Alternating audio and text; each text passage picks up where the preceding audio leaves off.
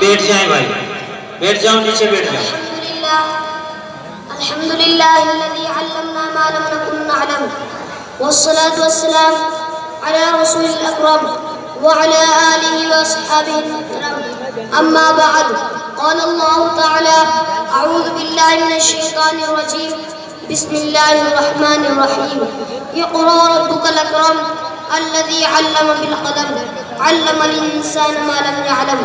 صدر محترم حضرات، اکابر دوستوں اور بھائیوں، کسی شاعر نے کہا ہے علم وہ دولت ہے جو لٹتی نہیں، علم وہ دولت ہے جو لٹتی نہیں، خرچ کرنے سے کبھی گھٹتی نہیں. محترم بزرگوں، روشنی کسے پسند نہیں؟ شب تاریک میں، ماہتاب اندھیرے کمرے میں، قمقمے کسے اچھے نہیں لگتے؟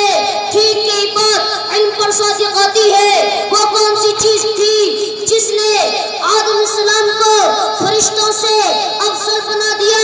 وہ کون سی طاقت ہے جو انسان کو اشرف المخلوقات بنائے ہوئے ہے؟ وہ علم ہے. بھائیوں اور دوستوں، ہم مسلمان ہیں، اللہ اور اس کے رسول پر ایمان رکھتے ہیں.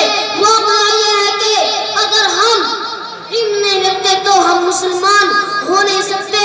مسلمان اور جاہل رہے، مسلمان اور ان پڑھ ہو، یہ ہو نہیں سکتا. اللہ کی کتاب میں علم کی عظمت جگہ جگہ بیان کی گئی ہے. ارشاد باری تعالیٰ ہے قل هل يستوي الذين يعلمون والذين لا يعلمون انما يتذكر اولو الالباب. اس آیت کا ترجمہ یہ ہے، کہہ دیجئے کہ کیا اہل علم اور نہ جاننے والے برابر ہو سکتے ہیں؟ عقل مند ہی نصیحت کرتے ہیں. محترم دوستو، علم سے مراد کیا ہے؟ کیا دنیاوی علم یا اخروی علم؟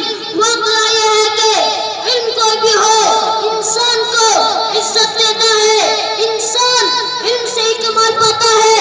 فوجلا و لشکر اور مال دولت ایسے واقعات عزت نہیں دیتے.